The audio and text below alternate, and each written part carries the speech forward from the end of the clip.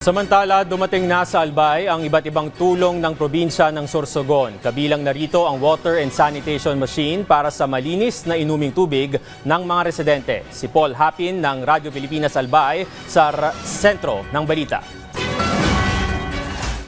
Bukod sa national government, agad ding nagpadala ng tulong ang pamahalaang panlalawigan ng Sorsogon sa lalawigan ng Albay na apektado ng ashfall. Sa katunayan, sinimula na ngayong araw ang pamamahagi ng 5,000 food packs sa mga residente sa Ginubatan. Bunga yan ang pagtutulungan ng mga kawani ng provincial government ng Sorsogon at Philippine National Police sa pagre-repack ng ayuda upang masiguro ang mabilis at maayos na distribusyon nito. Nagpadala rin ang Sorsogon Provincial DRRMO ng Watsan o Water and Sanitation Machine sa Albay para makapagbigay ng inuming tubig sa mga apektadong individual. Personal ding nakipag-ugnayan si Governor Buboy Amor kay Albay Governor Noel Rosal upang mapabilis ang pagpapadala ng tulong mula sa Sorsogon patungo sa mga apektadong lugar.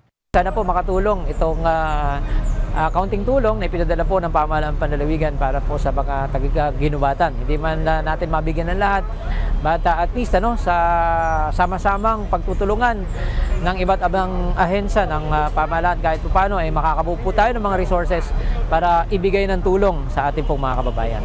Nagpasalamat naman si Ginubatan Mayor Gemma Onhoco sa paunang tulong na ipinagkaloob ng Sorsogon para matugunan ang pangangailangan ng mga residente rito.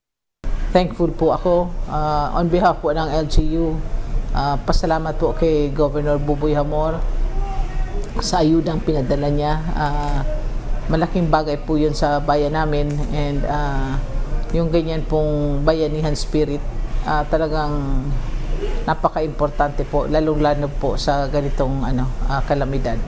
Sa gitna ng pag-alboroto ng Bulkang Mayon, naging mahalaga ang pagtutulungan ng mga lokal na pamahalaan upang matugunan ang agarang pangangailangan ng mga apektadong komunidad. Mula rito sa Albay, para sa Integrated State Media, Paul Hapin ng Radyo Pilipinas, Radyo Publiko.